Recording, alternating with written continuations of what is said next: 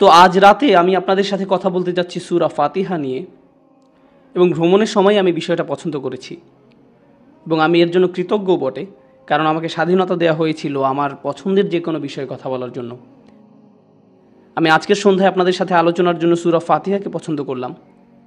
কেউ কেউ হয়তো অবাক হচ্ছেন, সূরা ফাতিহা নিয়ে কথা বলার জন্য ওনার কেন 3 ঘন্টা সময়ের প্রয়োজন। শীঘ্রই এর উত্তর পেয়ে যাবেন আশা করি, হয়তোবা ততটা তাড়াতাড়িও না। আমি যেটা করতে যাচ্ছি তা হলো আপনাদেরকে সূরা ফাতিহা সম্পর্কে এমন কিছু বিষয় জানাবো যা আপনাদের কোরআনের আরও কাছাকাছি আসতে এবং কোরআনের প্রতি বাকি অংশগুলো নিয়ে একটু ভিন্নভাবে ভাবতে সাহায্য করবে। সম্ভবত আমি আর আপনি এর প্রতি যতটুকু মনোযোগ দিতাম তার চেয়ে একটু বেশি মনোযোগ দিতে পারবো। এবং এর সাথে ইনশাআল্লাহ আমি শুরু করব। আমি এখানে উপস্থিত সবাইকে একটা অনুরোধ করব, যখন আমি আপনাকে কোনো প্রশ্ন করব আপনাকে উত্তর দিতে হবে যত জোরে সম্ভব। তাছাড়া আপনি জেগে আছেন তা আমি বুঝতে পারবো না। এছাড়া আমার জানার জন্য অন্য কোনো উপায় নেই। তাই আমি যদি আপনাকে কোনো প্রশ্ন করি, চেষ্টা করবেন যত জোরে সম্ভব উত্তরটা দেওয়ার জন্য। এখন যদি আপনি লাজুক হন কিংবা সমাজের এমন শ্রেণীর মানুষ হন যেখানে জোরে কথা বলাটা ঠিক আপনার সাথে যায় না, তাহলে আপনি এমন করতে পারেন, এটাও চলবে, ওকে? কিন্তু আমি যদি দেখি আপনাদের কেউ আমার দিকে এক দৃষ্টিতে তাকিয়ে বসে আছেন এরকমভাবে মুখ বন্ধ করে, না, তাহলে আমি আপনাকে অবশ্যই ডাক দিব। সুতরাং অংশগ্রহণ করার জন্য যথাসম্ভব চেষ্টা করুন ইনশাআল্লাহ। আমাদের আজ রাতের সফরটা লম্বা এবং আমি চাই না কেউ ঘুমিয়ে পড়ুন, অন্ততপক্ষে এখনই না। সুতরাং চলুন আমরা যথাসম্ভব জমে যাওয়ার চেষ্টা করি। আলহামদুলিল্লাহ, কোরআনের সবচেয়ে সুন্দর সূরা হলো প্রথম সূরা। এটাই সর্বপ্রথম নাজিলকৃত পূর্ণাঙ্গ সূরা।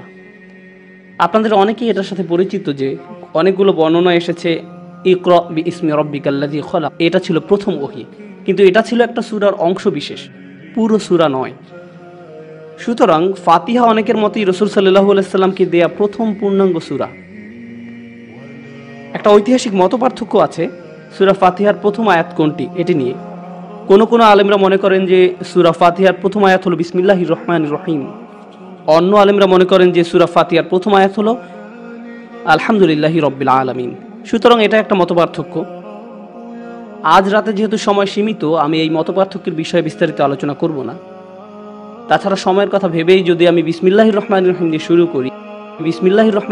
শুরু করি, আমাদের সারা সন্ধ্যা শুধু বিসমিল্লাহির রহমানির রহিমের উপরেই চলে যাবে। তাই আমি আপনাদের সাথে আলোচনা করতে চাই যেই মতটা ব্যক্তিগতভাবে আমার কাছে মনে হয়েছে, এবং সেই মতটা হলো সূরা ফাতিহা শুরু হয় আলহামদুলিল্লাহি রাব্বিল আলামিন দিয়ে। যদিও আমি ভিন্ন মতটাকে শ্রদ্ধা করি, আমি মনে করি এর পক্ষে অনেক শক্ত দলিল আছে আল কোরআনের ভিতরে এবং রাসূল সাল্লাল্লাহু আলাইহি সাল্লামের হাদিসের ভিতরেও, যে সূরা ফাতিহা শুরু হয়েছে আলহামদুলিল্লাহি রাব্বিল আলামিন দিয়ে। উদাহরণস্বরূপ বলা যায় একটা বিখ্যাত হাদিসে কুদসি, যদি আপনি কখনো কোনো ক্লাসিক্যাল শায়েখদের থেকে কোরআনের ব্যাখ্যা পড়ার সুযোগ পেয়ে থাকেন, তারা সূরা ফাতিহা ব্যাখ্যা করার সময় এই হাদিসটা বলবে। হাদিসটা খুবই বিখ্যাত। আমি নামাজকে আমার এবং বান্দার মাঝে দুই ভাগে ভাগ করেছি। তারপর হাদিসটি আমাদের সূরা ফাতিহার প্রথম থেকে শেষ পর্যন্ত নিয়ে যায়, কিন্তু এখানে বিসমিল্লাহির রহমানির রহিম দিয়ে শুরু হয়নি। ওই হাদিস আমাদেরকে জানায় ইয ক্বালাল আবদ আলহামদুলিল্লাহি রাব্বিল আলামিন, আলহামদুলিল্লাহি রাব্বিল আলামিন এখানে শুরু হয়েছে যখন আমার বান্দা বলে আলহামদুলিল্লাহি রাব্বিল আলামিন, এবং তারপর হাদিসের বাকি অংশ বিবৃত হয়েছে। এ থেকে বোঝা যায় অনেক স্পষ্ট ইঙ্গিত যে ফাতিহা কী দিয়ে শুরু হয়েছে, আলহামদুলিল্লাহি রাব্বিল আলামিন, এবং আল্লাহ তাআলাই ভালো জানেন। তো আমরা এটা দিয়ে শুরু করতে যাচ্ছি।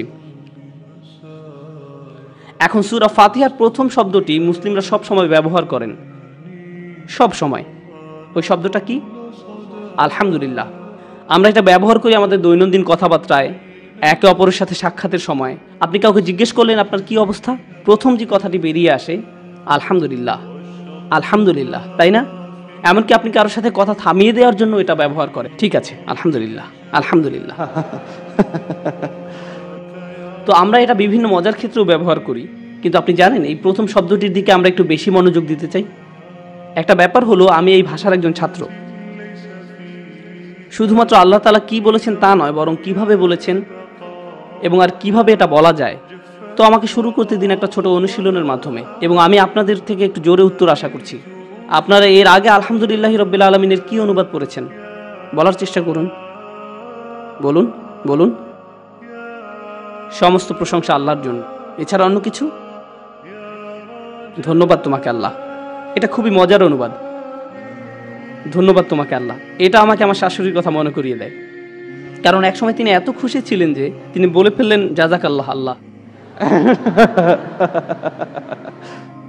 অনেক অনুবাদ বলে সমস্ত প্রশংসা আল্লাহর জন্য, ধন্যবাদ আল্লাহকে, তাই না? কিন্তু আজকে আমি কিছু দিয়ে শুরু করব। হামদ শব্দের অর্থ আরবি ভাষায় দুইটা জিনিস বোঝায়, এবং আমি চাই আপনারা সবাই এটা মনে রাখবেন। হামদ বোঝায় দুইটা জিনিস। এর প্রথম মানে হলো আসানা, যার অর্থ প্রশংসা, প্রশংসা। দ্বিতীয়টি হলো ধন্যবাদ। প্রশংসা এবং ধন্যবাদ এগুলো দুটি ভিন্ন জিনিস, তারা একরকম নয়, তারা একরকম নয়। প্রথমে যে আলোচনা আমি আপনাদের সাথে করব তা হলো প্রশংসা এবং ধন্যবাদের মাঝে পার্থক্য কোথায়। প্রথমত আমি চাই এটা আপনাদের এবং আমাকেও স্মরণ করাতে। আপনি রাস্তা দিয়ে হাঁটছেন, এমন সময় আপনি খুবই সুন্দর একটি গাড়ি দেখলেন, আপনি তখন কি করেন? প্রশংসা না ধন্যবাদ দেন? আশা করি আপনি এটাকে ধন্যবাদ দেন না। যেমন আপনি গাড়িটির কাছে যে হুডের উপর হাত চাপড়িয়ে বলেন না যে তোমাকে ধন্যবাদ BMW, আপনি সেটা করেন না। আপনি বলেন চমৎকার গাড়ি, আপনি প্রশংসা করেন। প্রশংসা একটা ভিন্ন বিষয়। এখন উদাহরণস্বরূপ আপনি এমন কারো বাসায় গেলেন যার মাত্রই বাচ্চা হয়েছে। যদিও আমার ব্যক্তিগত মতামত হলো সদ্যজাত বাচ্চা দেখতে বয়স্ক লোকের মতো, কিন্তু আপনি যাবেন এবং সুন্দরভাবে বলবেন খুব সুন্দর, ওয়াও খুব সুন্দর, খুব সুন্দর। যদিও তাকে দেখতে অদ্ভুত লাগে কিংবা ডাইনোসরের মতো। আমি এটা বলতে পারি, আমার 6টা বাচ্চা আছে, আমার একটুও লজ্জা লাগে না। যাই হোক, আপনি একটি পরিবারের কাছে যান এবং বলেন কি চমৎকার বাচ্চা। আপনি এখন কি করলেন? আপনি কি প্রশংসা করলেন না ধন্যবাদ দিলেন? প্রশংসা করলেন। আপনি বাচ্চাটাকে ধন্যবাদ দেন না, আপনি এর প্রশংসা করেন। আপনি যখন কোনো খেলা দেখেন এবং একজন ভালো খেলোয়াড় দেখেন, আপনি তার প্রশংসা করেন, ওয়াও অসাধারণ। আপনি সেই খেলোয়াড়কে ধন্যবাদ দেন না, আপনি তার প্রশংসা করেন। বোঝা গেল? কিন্তু ধন্যবাদ দেয়া সম্পূর্ণ ভিন্ন। আপনি তখনই কাউকে ধন্যবাদ দেন যখন কেউ আপনার জন্য কিছু করে, যখন কেউ আপনার জন্য কিছু করে। সুতরাং যখন আপনি মনোমুগ্ধকর কিছু দেখেন, যখন আপনি সুন্দর কিছু দেখেন, যখন আপনি এমন কিছু দেখেন যা আপনাকে মুগ্ধ করে, কৌতূহলী করে, তখন আপনি এর প্রশংসা করেন। যখন কেউ আপনার উপকার করে, যখন কেউ আপনার জন্য ভালো কিছু করে, আপনি তাকে ধন্যবাদ দেন, তবে নেহাত প্রশংসা করেন না। যখন আপনি কারো প্রশংসা করেন তার মানে এই না যে আপনি তাকে ধন্যবাদও দেন, এটা পরিষ্কার? যখন আপনি কোনো কিছুর প্রশংসা করেন, এটা এমন না যে আপনি তাকে ধন্যবাদ দেবেন, কিন্তু এর বিপরীতটাও সত্য।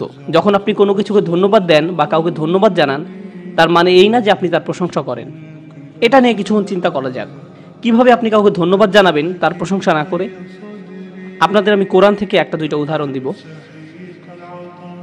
আপনারা জানেন মুসা আলাইহিস সালাম খুব অদ্ভুত পরিবারে বড় হয়েছেন। কোথায় বড় হয়েছেন? তাঁর ঠিকানা কি ছিল? বেশ বিখ্যাত ঠিকানা, তাই না? তো ফেরাউন তাকে সন্তান হিসেবে নিয়েছিল। দেখুন, ফেরাউনই তাকে লালন পালন করেছে।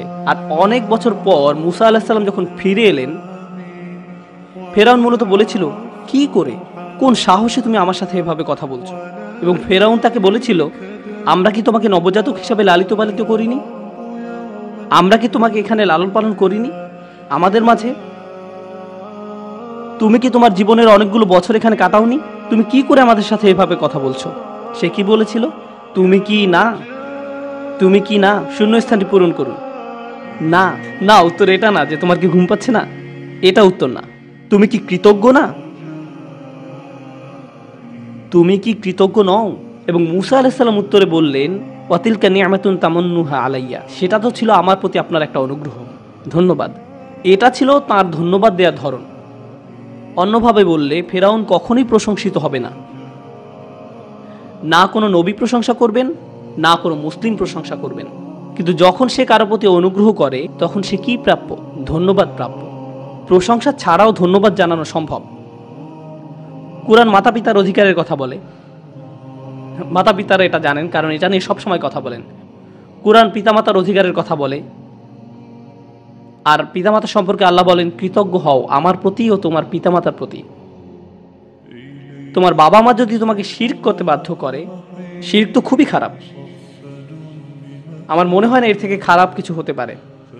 তোমার বাবা মা যদি তোমাকে শিরক করতে বলে, তাদের কথা শুনবে না। কিন্তু আয়াতের শুরুতেই বলছেন তবুও তাদের প্রতি কৃতজ্ঞ হতে হবে। তাহলে তারা যদি শিরক করে, আপনি কি তার প্রশংসা করবেন? আপনি প্রশংসা করবেন না। কিন্তু যেহেতু তারা আপনার বাবা মা, আপনি কি করবেন? ধন্যবাদ দিবেন। তবুও তাদের ধন্যবাদ দিবেন। ইব্রাহিম আলাইহিস সালামের কথা ভাবুন। তিনি তার বাবার কাজটার প্রশংসা করতেন না, কিন্তু তবুও তিনি কৃতজ্ঞ ছিলেন, তাই না? তাই আমি বলতে চাচ্ছি আপনাদের সাথে প্রথম কথা হবে আল হামদ নিয়ে। সূরা ফাতিহাতে হামদ মানে দুইটা বিষয়। আপনারা কি সেগুলো বলতে পারেন? প্রশংসা এবং কৃতজ্ঞতা। এবং এ দুটোই কি একই নাকি ভিন্ন? ভিন্ন। আর আপনি চাইলে কৃতজ্ঞ না হয়েও প্রশংসা করতে পারবেন, আবার প্রশংসা না করেও কৃতজ্ঞ হতে পারেন। এখন চলুন দেখি আল্লাহ রাব্বুল আলামিন আলহামদুলিল্লাহতে কি বলছেন। আল্লাহ বলছেন প্রশংসা আল্লাহর জন্যই। তিনি এটাও বলছেন কৃতজ্ঞতাও আল্লাহর জন্য, এবং তিনি যে কোনো একটার কথা বলছেন না। যদি আরবিতে বলে আল মাদহু লিল্লাহ, এর অর্থ দাঁড়ায় প্রশংসা আল্লাহর জন্য। অনুবাদ ঠিকই আছে, কারণ মাদ অর্থ শুধু প্রশংসা, প্রশংসা। যদি বলা হয় আশ-শুকরু লিল্লাহ, যদি এমন বলা হয় তবে এর অর্থ এটা মানতে সমস্যা নেই, আল্লাহর জন্য কৃতজ্ঞতা, আল্লাহর জন্য কৃতজ্ঞতা। কিন্তু আল্লাহ বলছেন আলহামদুলিল্লাহ, এর অর্থ একই সাথে দুটোই। তাহলে আলহামদুলিল্লাহ কিভাবে ভালো? আসলে এটা ভালো কয়েকটা কারণে। প্রথমত, যখন আপনি কোনো কিছুর প্রশংসা করেন সেটা আসলে নাও হতে পারে। ধরুন আপনি খুব দ্রুত গাড়ি চালাচ্ছেন, পুলিশ অফিসার আপনাকে থামালেন, তাকে দেখেই আপনি বললেন চমৎকার হেড, আজকে তোমাকে অসাধারণ লাগছে। আপনি তার প্রশংসা করছেন, কিন্তু আসলে করছেন না। আপনি আশা করছেন আপনাকে যেন টিকিট না ধরায়, এটাই তো, তাই না? অথবা তরুণদের মধ্যে হয়তো কেউ খুব খারাপ রিপোর্ট কার্ড পেল, তারপর বাড়িতে গেলে আর বলল আম্মা রান্না তো আজ খুব মজার হয়েছে, অথচ তিনি এখনো রান্নাই করেননি। আপনি প্রশংসা করছেন, কিন্তু সেটা খাঁটি নয়। প্রশংসা মিথ্যেও হতে পারে। রাজাদের জন্য মিথ্যা প্রশংসা করা হয়। মিথ্যা প্রশংসা হতে পারে বসদের জন্য, বিচারকদের জন্য। সব সময় এগুলো করা হয়। অতিমাত্রায় প্রশংসা শুধুমাত্র কাউকে খুশি করার জন্য, কিন্তু এটা সত্যিকারের না, ঠিক না? ধরুন আপনি কোনো চাকরির ইন্টারভিউ দিতে গেলেন, খুবই ভয়ানক ইন্টারভিউ দিয়েছেন, আপনার দেওয়ার সবচেয়ে খারাপ ইন্টারভিউ ছিল। এমনকি তখন আপনি বের হওয়ার সময় বলেন আপনার সাথে পরিচিত হয়ে ভালো লাগলো। এটা ভালো না হলেও আপনি এই কথা বলেন, এটা মিথ্যা প্রশংসা। বোঝা গেল? অর্থাৎ যখন মাদ শব্দটি ব্যবহার করা হয়, এটা মিথ্যাও হতে পারে, এটা মিথ্যাও হতে পারে। এটা আসলে আল্লাহর জন্য পুরোপুরি উপযুক্ত নয়। আসুন শুকর নিয়ে ভাবা যাক। আল্লাহ বলছেন আশ-শুকরু লিল্লাহ, মানে সকল কৃতজ্ঞতা আল্লাহর জন্যই। কৃতজ্ঞতা আল্লাহরই জন্য। আপনি জানেন কি, আপনি কৃতজ্ঞতা তখনই স্বীকার করেন যখন আপনি উপকার স্বীকার করেন। আপনার জন্য কিছু করা হয়েছিল এবং আপনি বুঝতে পেরেছেন যে এটা আপনার জন্যই করা হয়েছিল, এবং শেষ পর্যন্ত আপনি কৃতজ্ঞতা জানান। আপনার গাড়ির চাকা পাংচার হয়ে গেছে, কেউ এসে আপনাকে সাহায্য করলো, আপনি বলবেন ধন্যবাদ। যদি আপনার গাড়ির চাকা পাংচার হয়ে থাকে এবং আপনি বুঝতেই পারলেন না যে কেউ আপনাকে সাহায্য করেছে, আপনি গাড়িতে ঘুমিয়ে আছেন বা অন্য কিছু, আপনি কি তখন কাউকে ধন্যবাদ জানাবেন? আপনি তখনই ধন্যবাদ দেবেন যখন আপনি বুঝবেন যে কেউ আপনাকে সাহায্য করেছে। অন্যভাবে বললে ধন্যবাদ একটি প্রতিক্রিয়া। বিষয়টা আপনাদের কাছে পরিষ্কার? ধন্যবাদ সবসময় কি? প্রতিক্রিয়া। আপনি কখনোই ধন্যবাদ দিয়ে শুরু করেন না, কখনোই না। আপনি হয়তো হাঁটছেন, কারোর সাথে দেখা হলেই বলেন না এই যে ধন্যবাদ। আপনি এটা করবেন না। এটা অদ্ভুত।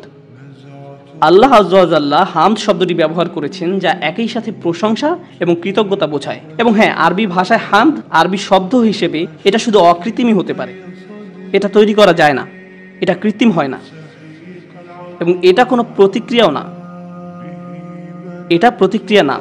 এটা আল মাদহু লিল্লাহ বলার চেয়েও বেশি শক্তিশালী। এটা শুকরু লিল্লাহ বলার চেয়েও অধিক শক্তিশালী। এটা এই দুইয়ের চেয়েও আরো ব্যাপক। আল্লাহ এমন কিছু বেছে নিয়েছেন যা একত্রে এই দুইয়ের চেয়েও ভালো। সুবহানাল্লাহ। সবশেষে ইংরেজিতে আমার কতগুলো শব্দ ব্যবহার করতে হবে হামদ বোঝাতে? এই পর্যন্ত কতগুলো শব্দ ব্যবহার করতে হবে? 2টি। কিন্তু আল্লাহ কয়টি শব্দ ব্যবহার করেছেন? 1টি। এখানে আপনি কোরআন এবং এর অনুবাদ করার একটা জটিলতা সম্পর্কে শিখলেন। কখনো কখনো আল্লাহ একটি শব্দ ব্যবহার করেছেন, কিন্তু এর সম্পূর্ণ ধারণা পেতে হলে আপনার অনেকগুলো শব্দ লাগবে। কিন্তু কি হতো যদি আল্লাহ 2টি শব্দ ব্যবহার করতেন? কি হতো যদি আল্লাহ বলতেন আল মাদহু ওয়া শুকরু লিল্লাহ?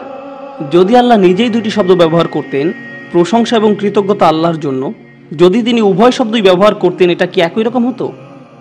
আসলে হতো না। আরবি ভাষার একটা সুন্দর নীতির জন্য এটা একই রকম হতো না। সত্যি বলতে এটা আসলে সকল ভাষারই একটা মূল নীতি। আরবিতে একটি প্রবাদ আছে, খায়রুল কালামি মা কাল্লা ওয়া দাল্লা, যার অর্থ হলো সবচেয়ে ভালো কথা সেটাই যেটা অল্প শব্দে সম্পূর্ণ ভাব প্রকাশ করে। অল্প শব্দ ব্যবহার করে সম্পূর্ণ ভাব প্রকাশ করে, এটাই সবচেয়ে ভালো কথা। এখন আপনাদের কারো কারো মাশাআল্লাহ এমন কিছু বন্ধু আছে যারা আপনাদের সাথে 30 মিনিট অবধি কথা বলছে, কিন্তু আসল কথাটাই এখনো গোছাতে পারলো না। তারা অনেক কথা বলেও যেন কিছুই বলে না। আপনি তখনও আশায় থাকেন তারা হয়তো আসল কথাটা বলবে, তাই না? আসলে সাধারণ বিষয় বর্ণনা করতে অনেক বেশি শব্দ ব্যবহার করা। যেমন আমি আজ এমন এক স্থাপত্য শৈলীর কাছ থেকে যাচ্ছিলাম যেটা একের পর এক পদক্ষেপ ব্যবহার করে এক তলা থেকে অন্য তলায় যেতে। আপনি শুধুমাত্র সিঁড়িই ব্যবহার করেছেন, শুধু বলুন যে আপনি সিঁড়ি ব্যবহার করেছেন। আপনার অপ্রয়োজনীয় বর্ণনা দিতে হবে না। সংক্ষিপ্ত কথাই সবচেয়ে ভালো কথা, সেটা অল্প, বলাও সহজ। সুতরাং আল হামদ বলা আল মাদহু ওয়া শুকরুলিল্লাহ বলার চেয়ে ভালো। কিন্তু এখানে আরও একটা পার্থক্য রয়েছে, আর সেটা হলো পুরনো আরবিতে যখন আপনি দুইটি জিনিসের মধ্যে এবং ব্যবহার করেন, এবং শব্দটি খুবই সাধারণ যা আমরা সব সময় ব্যবহার করি, কিন্তু যখন আপনি এবং শব্দটি আরবিতে ব্যবহার করেন, এবং এর আরবি প্রতিশব্দ কি কেউ জানেন? ওয়া। এটা দুটি জিনিসকে আলাদা করে, এমনকি অর্থের দিক দিয়েও। আপনি কি তার মানে জানেন? যদি বলেন আল মাদহু ওয়া শুকরুলিল্লাহ, আপনি আসলে বলছেন আল্লাহর প্রশংসা কিছু জিনিসের জন্য এবং কৃতজ্ঞতা অন্য কিছু জিনিসের জন্য। এটা সবসময় একত্রিত হয় না, কারণ শব্দগুলো একত্রিত না। যেহেতু আপনি তাদের আলাদা করছেন, কখনো আপনি আল্লাহর প্রশংসা করছেন কৃতজ্ঞতা প্রকাশ না করে, আবার কখনো আপনি আল্লাহর কৃতজ্ঞতা প্রকাশ করছেন তার প্রশংসা না করে।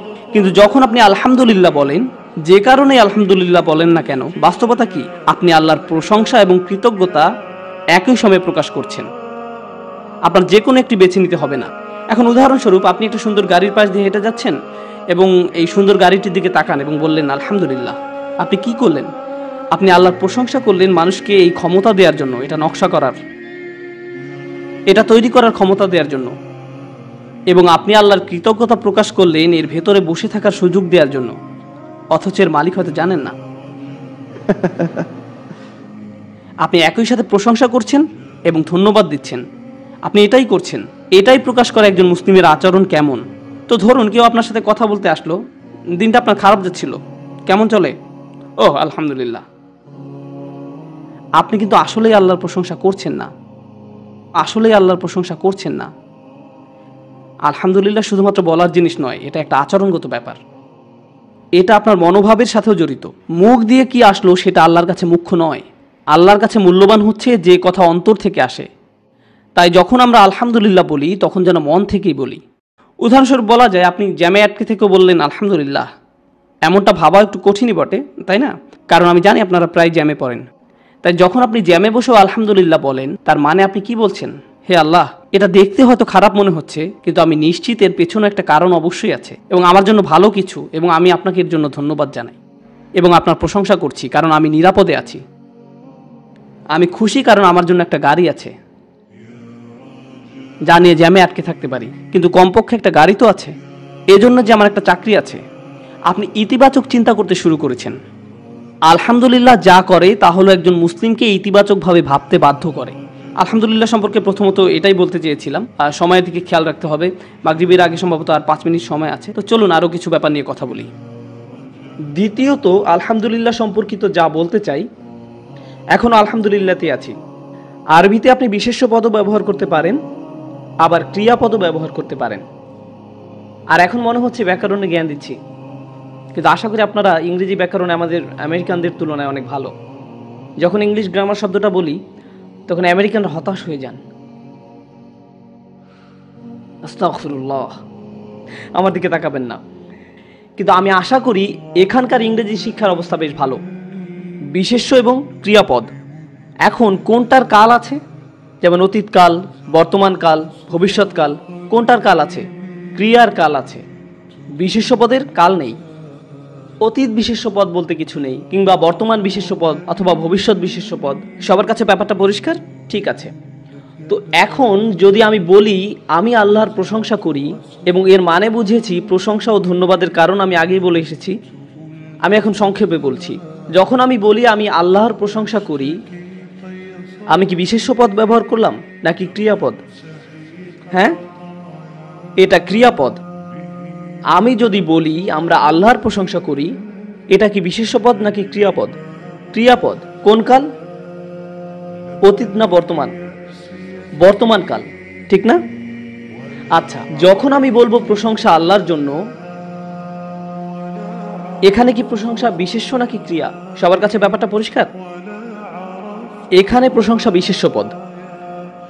আল্লাহ তো ক্রিয়াপদও ব্যবহার করতে পারতেন। আরবিতে আপনি বলতে পারতেন আহমাদুল্লাহ, আমি আল্লাহর প্রশংসা করলাম। নাহমাদুল্লাহ, খুতবাতে যেমন শোনেন আলহামদুলিল্লাহ নাহমাদুহু ওয়া নাস্তাঈনুহু। আগে কি শুনেছেন? খুতবায় ঘুমিয়ে পড়ার ঠিক আগে, ঠিক তো আপনারা শুনেছেন নাহমাদুহু ওয়া নাস্তাঈনুহু। তো এটা একটা ক্রিয়াপদ। ও 10 মিনিট বাকি আছে, চমৎকার। তো নাহমাদুহু, আমরা আল্লাহর প্রশংসা করলাম। আহমাদুহু, আমি আল্লাহর প্রশংসা করলাম। আমি নাকি আমরা? তিনি বর্তমান কাল ব্যবহার করেননি, তিনি ব্যবহার করলেন একটা বিশেষ্য। এখন মূল যে কথাটা বলছিলাম, বিশেষ্যের কোনো কাল হয় না, এর কোনো অতীত, বর্তমান বা ভবিষ্যৎ নেই। কিন্তু ক্রিয়াপদের কি আছে? এদের কাল আছে। এদের আছে বর্তমান কাল, অতীত, ভবিষ্যৎ কাল। এটাই পুরো বিষয়টাকে সৌন্দর্যমণ্ডিত করেছে। যদি বলি আমি আল্লাহর প্রশংসা করলাম, তখন আমি শুধু বর্তমান কালের কথা বলছি, অতীত সম্পর্কে কিছুই বলছি না এবং ভবিষ্যৎ সম্পর্কেও কিছু বলছি না। যদি আমি অতীতকাল ব্যবহার করি, আমি এখানে বর্তমান বা ভবিষ্যতের কোনো ব্যাপারে নিশ্চয়তা দিচ্ছি না। কাল যে কোনো একটি সময়কালকে বোঝায়, যে কোনো একটি সময়কালকে বোঝায়। আরেকটা কথা, আমি এখন আল্লাহর প্রশংসা করার মানে কি সামনের সময়টাতেও আল্লাহর প্রশংসা করছি নাকি না? না, আমার এই প্রশংসা ক্ষণিকের, এটা স্থায়ী না। একটা ক্রিয়াপদ অনন্তকাল বোঝাতে পারে না। আল্লাহ ব্যবহার করলেন বিশেষ্য, আর বিশেষ্য হচ্ছে স্থায়ী। আল্লাহর প্রশংসা স্থায়িত্বের দ্বারা বর্ণিত হয়েছে। জানেন এর মানে কি দাঁড়ায়? মানে দাঁড়ায় আমি হয়তো এখন আল্লাহর প্রশংসা করছি, কিন্তু আল্লাহর প্রশংসা সর্বদাই বিদ্যমান। এবং আমি চিরকাল থাকবো না, কিন্তু আল্লাহর প্রশংসা চিরকালই থাকবে। আল্লাহর প্রতি কৃতজ্ঞতা চিরকালই থাকবে। আমার জন্য এটা থেমে থাকবে না। আলহামদুলিল্লাহর বাস্তবতা হলো এটা আমার উপর নির্ভরশীল না। এবং এটাই বিশেষ্য আর ক্রিয়ার আলোচনার দ্বিতীয় অংশ। মনোযোগ দিন, আশা করি বিষয়টা বোঝাতে পারবো। যখন ক্রিয়াপদ ব্যবহার করেন, তার মানে ক্রিয়া করার জন্য কাউকে লাগবে, এটাই হচ্ছে কর্তা। এটাকে আরবিতে বলে ফাইল। ক্রিয়ার জন্য কর্তা লাগে। হঠাৎ করে কথার মাঝে আপনি বলে উঠতে পারবেন না পরীক্ষায় ফেল করেছে। কে ফেল করলো? আপনি বলতে পারেন না গায়েব হয়ে গেছে। কে গায়েব হয়ে গেল? ও, আমার কলম গায়েব হয়ে গেছে। দেখলেন, যখন ক্রিয়া ব্যবহার করবেন তখনই তা করার জন্য কাউকে লাগবে। আপনার একটা কর্তা দরকার, শুধু একটা ক্রিয়া দিয়ে চলবে না, এর কোনো অর্থ দাঁড়ায় না, বরং তা গোলমাল পাকাবে। কিন্তু বিশেষ্য করার জন্য কাউকে লাগে না, বিশেষ্যর কোনো কর্তা লাগে না। বিশেষ্য নিজেই স্বাধীন। একটা আপেল একটা আপেলই, আপনাকে বলতে হবে না সেটা কে খেয়েছে, এমন কোনো প্রয়োজন নেই, এটা একাই যথেষ্ট। যখন আল্লাহ হামদ কথাটা ব্যবহার করলেন, তিনি এটাকে স্বাধীন করে দিলেন, এর কাউকে দরকার নেই। যদি তিনি ক্রিয়া ব্যবহার করতেন, তখন এর কাউকে দরকার ছিল, তাই না? দরকার ছিল এমন কাউকে যে প্রশংসা করবে, হয় আমি অথবা আপনি কিংবা আমরা। কিন্তু আল্লাহ ব্যাপারটাকে কোনো ব্যক্তি কিংবা সত্তার নির্ভরশীলতা থেকে মুক্ত রাখলেন। এটা সবাই বা সবকিছু আল্লাহর প্রশংসা করার চেয়েও অনেক শক্তিশালী। কারণ যদি সবার বা সবকিছুর কথা বলাও থাকতো, তবুও তা বোঝাতো বর্তমানে যারা বা যা কিছু আছে তাদের। কিন্তু আল্লাহ বিষয়টাকে সময় দিয়ে বেঁধে রাখলেন না, যারা প্রশংসা করে বা করবে তাদের দিয়েও না। সুবহানাল্লাহ, আল্লাহ আমাদের আলহামদুলিল্লাহ বলার মুখাপেক্ষী নন। যখন আমরা আলহামদুলিল্লাহ বলি, আমি আল্লাহকে স্বীকৃতি দেই যে আল্লাহর আমাদের দরকার নেই, বরং আমাদের দরকার আল্লাহকে। শুধুমাত্র আলহামদুলিল্লাহ শব্দের মাধ্যমে আমরা এই সাক্ষ্য দিচ্ছি। তো আমি এতক্ষণ আপনাদের কি বললাম? যখন আমরা আলহামদুলিল্লাহ বলি, তা আমাদেরকে আশাবাদী করে তোলে। এই বিষয়টা আমি আপনাদেরকে প্রথমে জানিয়েছিলাম। তা আমাদের বিনয়ী করে তোলে। এটা আমাদের বোঝায় যে কোনো কিছুই আমাদের উপর নির্ভর করে না, বরং আমরা আল্লাহর উপর নির্ভর করি। আল্লাহ আমাদের উপর নির্ভরশীল নন এবং আমাদেরকে তার প্রয়োজনও নেই। আলহামদুলিল্লাহ বলে আমরা তার কোনো উপকার করছি না। আলহামদুলিল্লাহ বলেই আমরা শুধুমাত্র আমাদেরই উপকার করছি। আরেকটু বাকি আছে, আমার মনে হয় আমি শেষ করতে পারবো। আদেশ এক ধরনের ক্রিয়াপদ, একটি বিশেষ ধরনের ক্রিয়াপদ হলো আদেশ। যেমন আরবিতে আপনি বলতে পারেন ইহমাদুল্লাহ, আল্লাহর প্রশংসা করুন। আল্লাহর প্রশংসা করুন, এটা অনুরোধও হতে পারে। যেমন চলুন মাগরিব পড়ে আসি, অথবা আপনি আপনার সন্তানকে বলতে পারেন আমার জন্য পানি নিয়ে এসো, তাই না? সুতরাং উদাহরণস্বরূপ যখন আমি আমার বাসায় থাকি এবং আমার মেয়েকে বলি হুসনা আমাকে পানি এনে দাও, সে দুটি কাজ করতে পারে। যখন আপনি কাউকে কোনো আদেশ করেন তার কাছে দুইটি উপায় থাকে, তাই না? উপায় দুইটি কি? হয়তো সেটি করবে অথবা করবে না। যদি আমি হুসনাকে বলি আমাকে পানি এনে দাও, সে দুইটি কাজ করতে পারে। হয়তো সে আমাকে পানি এনে দেবে অথবা সে আমাকে পানি এনে দেবে না। ওর এই দুইটি উপায়ই আছে। যদি আল্লাহ কাউকে বলেন আল্লাহর প্রশংসা করো, কোন দুইটি জিনিস হতে পারে? কেউ প্রশংসা করবে, কেউ করবে না। কাজেই যখন আপনি কাউকে কিছু করতে বলবেন, বল এখন তাদের কোর্টে, এটা তাদের উপর নির্ভর করে, হয়তো তারা এটি করবে অথবা করবে না। আল্লাহ এমনভাবে প্রশংসা করার ব্যাপারটি বলেননি যে তা আমাদের ইচ্ছার উপর নির্ভর করবে। তিনি আমাদের কোর্টে বল ছেড়ে দেননি। ইচ্ছা হলে করবে, না হলে করবে না, কি বা আসে যায়? এটা আল্লাহরই ছিল। আলহামদুলিল্লাহ এখনও আছে, সব সময়ই থাকবে। এটা চিরকালই থেকে যাবে। মানুষ আসবে যাবে, প্রজন্ম আসবে যাবে, পৃথিবীর পরিবর্তন হবে, আল্লাহর প্রশংসা অপরিবর্তিতই থাকবে। এটাই বাস্তবতা। আমার মনে হয় এই 2 মিনিটই শেষ করতে পারবো। এখানে যতটুকু সম্ভব সংক্ষেপ করব। আশা করছি আলহামদুলিল্লাহ নিয়ে আলোচনা শেষ করতে পারবো, অন্তত শেষের কাছাকাছি যেতে পারবো। শুধুমাত্র আলহামদ, আমরা এখানে লিল্লাহ নিয়ে আলোচনা করিনি, শুধু আলহামদ নিয়েই বলেছি। লিল্লাহ না হয় নামাজের পরেই আলোচনা করব, ঠিক আছে? আলহামদ নিয়ে শেষ আরেকটি বিষয়। আরবের ভাষাতত্ত্ববিদগণ 2 ধরনের যোগাযোগের কথা বলেন। ভাষা বিজ্ঞানী তারা বলেন যে যোগাযোগ 2 ধরনের। এটা তথ্যবহুল বা অনুভূতিপূর্ণ। জুমলা ইনশাইয়া, জুমলা খাবারিয়া। কালামে ইনশাই, কালামে খাবারি। এটি একটি পরিভাষা, এটা আপনাদের না জানলেও চলবে, এটা আপনাদের ঈমান বা অন্য কিছু বাড়াবে না। আপনাদের আমি সহজ করে বলি। হয় আপনি এমন কোনো কথা বলবেন যে আপনার অনুভূতি প্রকাশ করে, অথবা কথার মাধ্যমে তথ্য আদান প্রদান করেন। 2 ধরনের কথা আছে। এখন এটা সত্যি খুবই টেকনিক্যাল এবং দুর্বোধ্য মনে হচ্ছে, আমি সহজ করে দিচ্ছি। যখন আমি কাউকে বসিয়ে কিছু বোঝানোর চেষ্টা করি, এটা কি তথ্যের আদান প্রদান নাকি অনুভূতির? যখন আমি কাউকে কিছু বুঝাই, তথ্যের আদান প্রদান। যেমন আমি আপনাদের সাথে সূরা ফাতিহা নিয়ে আলোচনা করছি অথবা আলহামদুলিল্লাহ নিয়ে কথা বলছি, এগুলো তথ্যবহুল কথাবার্তা। আমরা মাগরিবের জন্য একটা বিরতি নেব, আপনারা চেয়ার ছেড়ে উঠে যাবেন।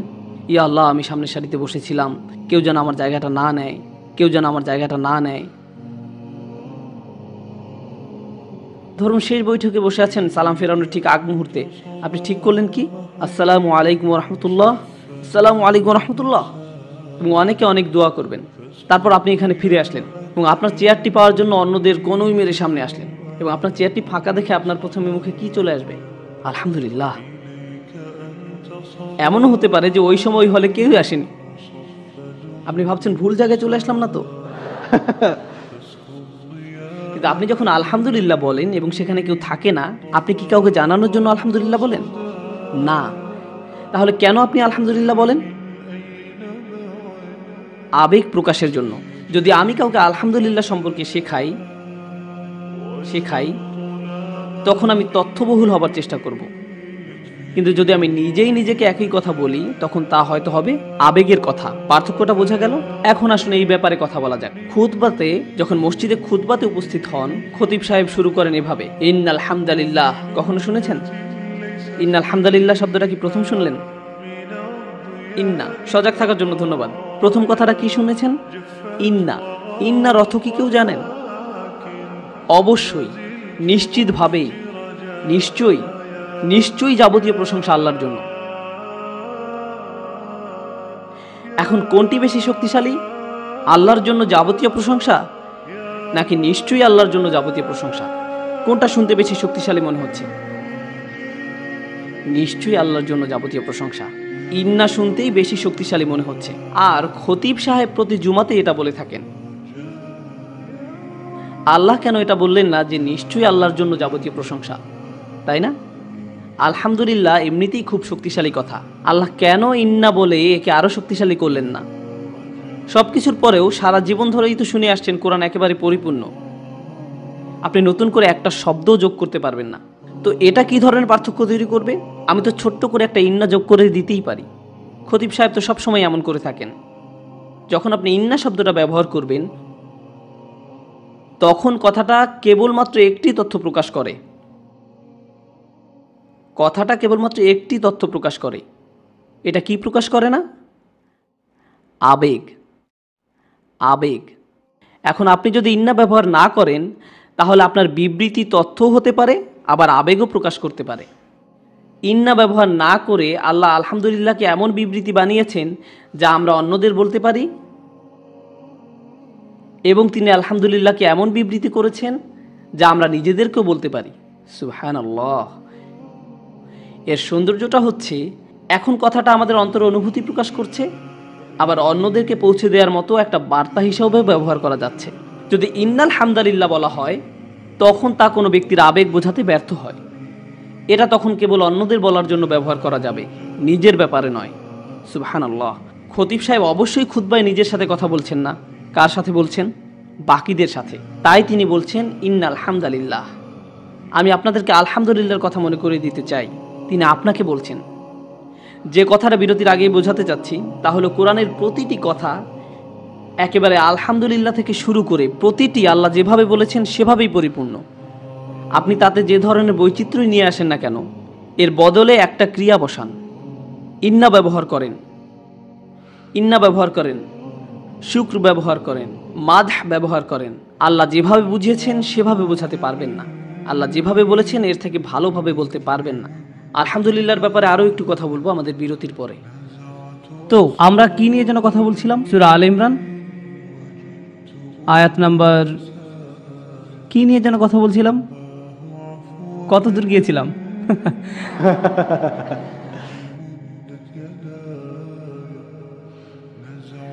তো আপনারা আশা করি ইংরেজি ভাষা সম্পর্কে পরিচিত। আমি দুটি বাক্য বলবো, আপনারা আমাকে বলবেন কোনটা শুনতে স্বাভাবিক লাগছে। আমি দুপুরের খাবার খেয়েছি, এটা প্রথম বাক্য। দ্বিতীয় বাক্য, দুপুরের খাবার আমি খেয়েছি। কোনটা শুনতে আপনাদের স্বাভাবিক লাগছে? আমি দুপুরের খাবার খেয়েছি, ঠিক আছে। তারা স্কুলে গেল, স্কুলে তারা গেল। কোনটা শুনতে স্বাভাবিক মনে হচ্ছে? কোনটা শুনতে স্বাভাবিক মনে হচ্ছে? আমি স্কুলে গিয়েছিলাম, তাই না? কিন্তু যদি আমি বলি স্কুলে তারা গিয়েছিল, আপনি কি তবুও আমার কথা বুঝতে পারবেন? ঠিক আছে, এটা স্বাভাবিক আর অন্যটা অস্বাভাবিক, কিন্তু দুটোই বোঝা যাচ্ছে, তাই না? ঠিক আছে। আসলে ব্যাপারটা এটা নয় যে আমি আপনাদের বোঝাতে যাচ্ছি ইউডা স্টার ওয়ার্সে কীভাবে কথা বলে, স্ট্রং দ্য ফোর্সেস। কিন্তু আমি আসলে বলতে চাচ্ছি যে আরবিতে মাঝে মধ্যে বাক্যের শব্দক্রম পরিবর্তিত হয় এবং এটা অস্বাভাবিক করে।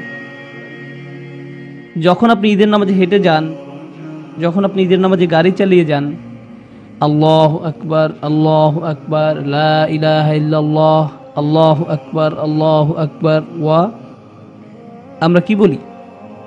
লিল্লাহিল হামদ, লিল্লাহি আল হামদ। ফাতিহাতে কি বলেন? আলহামদুলিল্লাহ। শব্দগুলো একই, কিন্তু বলা হয়েছে উল্টো করে।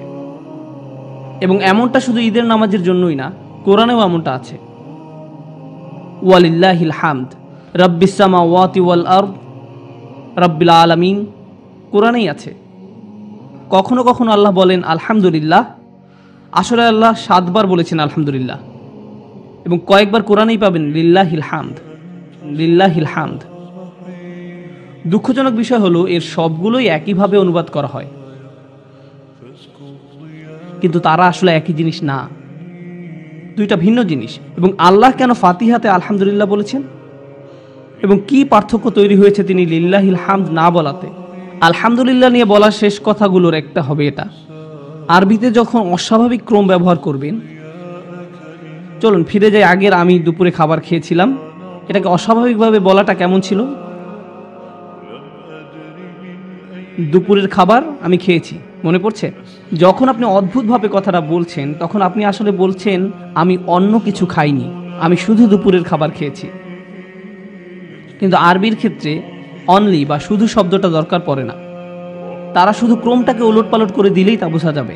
যদি আমি বলি তারা স্কুলে গিয়েছে, এটা স্বাভাবিক, কিন্তু যদি বলি স্কুলে তারা গিয়েছে, আমি আরবির দৃষ্টিকোণ থেকে আসলে কি বোঝাচ্ছি? আরবির যুক্তি অনুযায়ী আমি বলছি, তারা শুধু স্কুলেই গিয়েছে, তারা সিনেমা হলেও যায়নি, তারা খেলতেও যায়নি, তারা কাজেও যায়নি, তারা শুধু স্কুলেই গিয়েছে, আর কোথাও যায়নি। বোঝা গেল? যখন আপনি ক্রমটা উল্টে দেন তখন সেটা অর্থের সাথে একটা অতিরিক্ত শব্দ যোগ করে। কোন শব্দটা যোগ করে? শুধুমাত্র।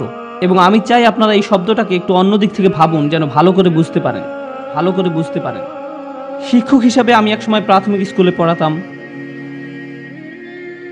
একসময় কিন্ডারগার্টেনে পড়াতাম, আরেক সময় দ্বিতীয় তৃতীয় শ্রেণীতেও পড়াতাম। এটা আমার জন্য একই সাথে সবচেয়ে ভালো এবং সবচেয়ে খারাপ অভিজ্ঞতার মধ্যে একটা। কিন্তু যাই হোক, তো আমি তৃতীয় শ্রেণীতে পড়াচ্ছিলাম। দুইটা মেয়ে পেছনে বসে কথা বলছিল, জয়নব ও ফাতেমা।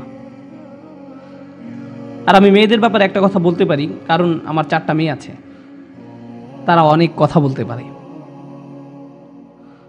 তো পেছনে দুইজন মেয়ে কথা বলছে তো বলছেই, আর আমি বললাম জয়নব, আর তখন সে বলল শুধু আমিই কথা বলছি না। এখন যখন সে বলল শুধু আমি একাই কথা বলছিলাম না, তখন সে আসলে কি বোঝালো? যদি আমি প্রিন্সিপালের অফিসে যাই তাহলে ফাতেমাকেও যেতে হবে। কিন্তু তাকে পুরো বাক্যটি বলতে হয়নি। সে শুধু কোন শব্দটি কৌশলে ব্যবহার করলো? শুধুমাত্র, অনলি। তাই যদি আপনি শুধু শব্দটাই কৌশলে ব্যবহার করেন, আপনি আসলে দুটি কথা বলছেন একটি কথা বলার মাধ্যমে। এটাই হচ্ছে অনলি শব্দটার মজা। উদাহরণ হিসাবে আমি যদি বলি আমি শুধু সিঙ্গাপুরে আসি নাই, আমি শুধু সিঙ্গাপুরে আসি নাই, আমি কিন্তু বেশি কিছু বলিনি, কিন্তু আপনি বুঝছেন তাই না? আমি মালয়েশিয়াতেও গিয়েছিলাম ইত্যাদি। ওকে, আপনি খালি জায়গাটা পূরণ করে নিতে পারেন। এখন আল্লাহ মাঝে মাঝে বলছেন লিল্লাহিল হামদ, হামদ শুধুমাত্র আল্লাহর জন্য, হামদ শুধুমাত্র আল্লাহর জন্য, বাকিটা পূরণ করুন। এখানে আরও আছে, এটা দ্বারা আরও বোঝা যায় হামদ শুধু আল্লাহর জন্য। আমি উত্তরের জন্য অপেক্ষা করব, হয়তো এটা বেমানান দেখাবে, কিন্তু আমার কিছু আসে যায় না। হামদ শুধু আল্লাহর জন্য, খুব ভালো, আর কারোর জন্য না। এটা আর কারোর জন্য না, আর কারোর জন্য না, ফুল স্টপ। যখন আপনি বলেন শুধুমাত্র, তখন আপনি আসলে বলছেন হামদ শুধুমাত্র আল্লাহর জন্য এবং আর কারোর জন্য নয়। আল্লাহ বলেননি লিল্লাহিল হামদ 45 নম্বর সূরায়, সূরা জাসিয়া 45 নম্বর সূরার শেষ অংশে। ব্যাপারটা অবিশ্বাস্য যে পুরো 45 নম্বর সূরাটা হচ্ছে শিরকবাদীদের সাথে বিতর্ক, শিরকবাদীদের সাথে বিতর্ক। পুরো সূরাটাই একটা বিতর্ক। এবং এই বিতর্কের শেষে আল্লাহ মুশরিকদের বলছেন এই হামদ শুধুমাত্র আল্লাহর জন্য। তিনি মুশরিকদের কি বলছেন? হামদ শুধুমাত্র আল্লাহর জন্যই, এটা আর কারোর জন্য নয়। অন্যভাবে বললে লিল্লাহিল হামদ ব্যবহার করা হয় এমন কারোর সাথে কথা বলার জন্য যারা আপনার সাথে একমত নয়। যখন মুসলমানরা পরস্পরের সাথে পরস্পর কথা বলে তখন আমরা লিল্লাহিল হামদ বলি না, আমরা কি বলি? আলহামদুলিল্লাহ, কারণ আমাদের মধ্যে সে ধরনের মতভেদ নেই। আপনি কোনো মুসলিমকে এভাবে বলেন না এই হামদ শুধুমাত্র আল্লাহর জন্য, বুঝলি? না, আমরা শুধু আলহামদুলিল্লাহ বলি, কারণ লা ইলাহা ইল্লাল্লাহর ব্যাপারে আমরা একমত। তাই এখানে বিতর্কের কোনো দরকার নেই, আমাদের সেই সুর ব্যবহার করার দরকার পড়ে না। তো ব্যাপারটা হচ্ছে এমন, আপনাদেরকে একটা ছোট গল্প বলি। একবার আমি ভ্রমণ করছিলাম, সময়টা ছিল 9/11-এর কিছুদিন পরেই, দেশের অবস্থাও বেশ উত্তেজিত ছিল। আমি লুইজিয়ানাতে গিয়েছিলাম, আপনাদের যেতে সুপারিশ করব না, কিন্তু আমি গিয়েছিলাম। তো ভ্রমণ করছিলাম, এর মধ্যে আমি একটা গ্যাস স্টেশনে থামলাম, গ্যাস নিচ্ছিলাম। এক লোক আমার দিকে তাকালো, তার সাথে একটা পিক আপ ট্রাক ছিল। পিক আপ ট্রাকের পিছনে সাধারণত শটগান থাকে, আমি জানতাম না। আর সে বলল, ছেলে তুমি কি মুসলিম? আর আমি ভাবছি আমার কি বলা উচিত। আমি যদি বলি না আমি নিউ ইয়র্ক থেকে এসেছি, এটা তাদের জন্য আরো খারাপ শোনাবে। আমি বললাম প্রভুর প্রশংসা, প্রভুর প্রশংসা। আমি যখন বললাম প্রভুর প্রশংসা, তিনি আমিন বলে চলে গেলেন।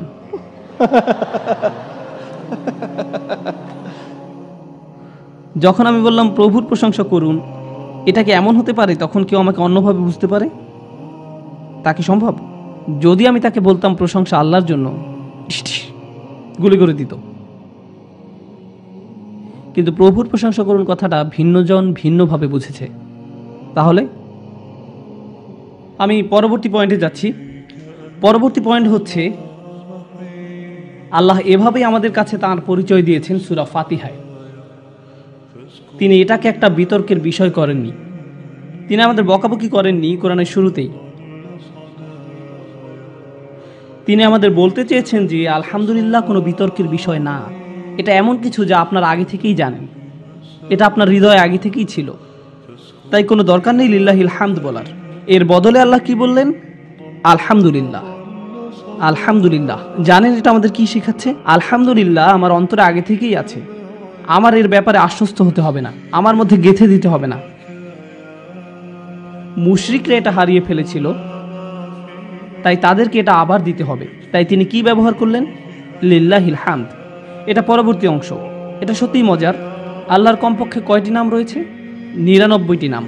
আল্লাহ বললেন না আলহামদুলিল রহমান, আলহামদুলিল রহিম, আলহামদুলিল মালিক, আলহামদুলিল খালেক, আলহামদুলিল ওয়াহাব, আলহামদুলিল কাহ্হার। সবগুলোই ঠিক আছে, সবগুলোই ঠিক আছে, কোনোটাতেই ভুল না। আল্লাহ কেন ব্যবহার করলেন আলহামদুলিল্লাহ? আল্লাহ, ফাতিহা হচ্ছে আল্লাহ নিজের পরিচয় দিচ্ছেন। যখন আপনি কারো কাছে নিজের পরিচয় দেন, আপনি আপনার বিবরণ বলেন নাকি নাম বলেন? আপনি নাম বলেন। আপনি যদি আমার নাম না জানেন, আমি এসে বলবো না আসসালামু আলাইকুম আমি একজন শিক্ষক। কি আসসালামু আলাইকুম আমি নোমান? আমি যদি বলি আসসালামু আলাইকুম আমি একজন শিক্ষক, অন্যজন কি বলবে? ওয়ালাইকুম সালাম, আপনি অদ্ভুত বটে, এরপর হেঁটে চলে যাবে। আপনি আপনার পরিচয় দিতে গিয়ে বিবরণ দেবেন না, আপনি আপনার পরিচয় দেবেন নাম দিয়ে। আরেকটা ব্যাপার হচ্ছে, চলুন আরেকটু বিশ্লেষণ করি। ধরুন আল্লাহ শব্দটি এখানে নেই, শব্দটি সরিয়ে দিন, তাহলে কি বাকি থাকলো? আলহামদুলিল্লাহ রব্বিল আলামিন। আলহামদুলিল্লাহ রব্বিল আলামিন। আমি আপনাদের পূর্ণাঙ্গ অনুবাদটা বলছি না। হামদ জগৎসমূহের প্রতিপালকের জন্য, এভাবেই এটা অনুবাদ করা হবে, ঠিক না? এবং আপনি আল্লাহ শব্দটি ব্যবহার করছেন না। মনে আছে আমি কি বলেছিলাম? প্রভুর প্রশংসা। এটা কি কারোর জন্য বিভ্রান্তির কারণ হতে পারে? যখন আপনি কাউকে বলবেন এই প্রশংসা জগৎসমূহের প্রতিপালকের জন্য, এটা কি সম্ভব যে তাদের কাছে রব্বুল আলামিন বলতে অন্য কিছু বোঝায়? এখন আমি যদি আমার সেই লুজিয়ানার বন্ধুকে বলতাম আল্লাহর প্রশংসা করো, তার জন্য সেখানে বোঝার কিছু বাকি থাকবে না যে আমি আসলে আল্লাহর কথা বোঝাচ্ছি। কোরআনেই এমনটা আছে। কোন নবীকে জাদুকরের সাথে লড়তে হয়েছিল? কোন নবীকে জাদুকরের সাথে লড়তে হয়েছিল? মুসা আলাইসাল্লাম। মুসা আলাইসাল্লাম জাদুকরদের মুখোমুখি হলেন, তারা ফেললো তাদের দড়ি এবং লাঠি, আর তিনি তার লাঠি ফেললেন। মুসা আলাইসাল্লামের লাঠি বাকিগুলোকে খেয়ে ফেললো। জাদুকরদের কি হলো? তারা কি করলো? তারা সিজদায় পড়ে গেল। ফেরাউন মঞ্চে দাঁড়ানো, আর তারা সিজদা করছে, এবং ফেরাউন কিছুই বুঝে উঠতে পারছে না কি হচ্ছে এগুলো। তোমরা কি দ্বিতীয় পর্বের জন্য তৈরি হচ্ছ, নাকি এটা জাদুরই অংশ, না কি এটা আসলে কি? তারা সিজদা থেকে উঠলো এবং বলল আমরা বিশ্বাস আনলাম রব্বিল আলামিনের উপর। তারা সিজদা থেকে উঠলো এবং বলল আমান্না বি রব্বিল আলামিন। ফেরাউন এখনও দ্বিধান্বিত। সে বলল ও বুঝেছি বুঝেছি, আমার কথাই বলছো। কারণ সে ভাবছিল কে রব। যখন তারা বলল আমান্না বি রব্বিল আলামিন, ফেরাউনের তাতে কোনো সমস্যা ছিল না। সে ভাবছিল আর বলো। তারা বোঝালো আরে না, রব্বে মুসা ও হারুন, মুসার রব হারুনের রব, তুমি না। তাদেরকে পরিষ্কার করতে হয়েছিল। যদি তারা শুধু বলতো রব্বিল আলামিন, ফেরাউনের তাতে কোনো সমস্যা ছিল না। বোঝা গেল? তাই আল্লাহ শব্দটি গুরুত্বপূর্ণ। আলহামদুলিল্লাহতে আল্লাহ শব্দটি গুরুত্বপূর্ণ। কিন্তু আরেকটা খুবই চমৎকার ব্যাপার আছে। যখন আমি একজন চিত্রকরকে ধন্যবাদ দিই, একটা চিত্রকর্মের দিকে তাকিয়ে কিংবা সে আমাকে একটা ক্যালিগ্রাফি বানিয়ে দেওয়ার কারণে, আমি যদি বলি আপনাকে ধন্যবাদ, আমি আসলে কেন ধন্যবাদ দিলাম তাকে? তার চিত্রকর্মের জন্য। যখন আপনি একজন শিক্ষককে ধন্যবাদ দেন যেভাবে তারা আপনাকে শিক্ষা দিয়েছেন তার জন্য, যখন আপনি ধন্যবাদ দেন এমন একজনকে যে আপনাকে সাহায্য করেছে, সে আপনার প্রতি যে সাহায্য করেছে তার জন্য, ধন্যবাদ খুবই নির্দিষ্ট। আপনার জন্য যা করা হয়েছে তার জন্য। প্রশংসাও তেমনি খুব নির্দিষ্ট। আপনি একটা পর্বতের সৌন্দর্য প্রশংসা করেন এর সৌন্দর্যের জন্য, আপনি মুক্ত বাতাসের সজীবতার প্রশংসা করেন কারণ আপনি এটা অনুভব করেছেন। কিন্তু আপনি যদি বলেন আলহামদুলিল্লাহ খালেক, ধন্যবাদ সৃষ্টিকর্তার জন্য, তখন আপনি আল্লাহকে শুধুমাত্র যে কারণে প্রশংসা করছেন তা হচ্ছে সৃষ্টি করার জন্য। আপনি যদি বলেন আলহামদুলিল্লাহ হাকিম, প্রশংসা ও ধন্যবাদ মহাপ্রজ্ঞাময়ের জন্য, তখন আপনি আল্লাহর যে গুণটির জন্য প্রশংসা করছেন তা হলো তার প্রজ্ঞা। আমি কি করে আল্লাহর সব ব্যাপারে প্রশংসা করতে পারি, এবং আমি কোনো কিছুই বাদ দিব না, যে সব বিষয় আমি চিন্তা করতে পারি, যেসব বিষয় আমি চিন্তা করতে পারি এবং যেসব বিষয় আমার চিন্তার বাইরে, সব কিছুই একটা বাক্যতেই পাবো, যাতে আমি সত্যিকার অর্থে এক বাক্যে আল্লাহর প্রতি কৃতজ্ঞতা প্রকাশ করতে পারি, যেভাবে তার প্রতি কৃতজ্ঞতা প্রকাশ করা উচিত। আমার হাতে একমাত্র উপায় কি? আলহামদুলিল্লাহ, এটাই একমাত্র উপায়। এগুলো হচ্ছে আলহামদুলিল্লাহর ব্যাপারে অল্প কিছু কথা, যেসব অনুশীলন আপনার সাথে করলাম, সেসব ক্লান্তিকর অনুশীলন।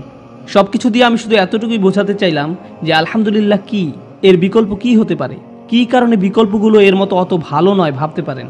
এরকম অনুশীলন আছে পুরা কোরআন জুড়েই, শব্দের পর শব্দ জুড়ে, শব্দের পর শব্দ জুড়ে। এটা আপনাকে কোরআনকে প্রশংসা করতে বাধ্য করবে।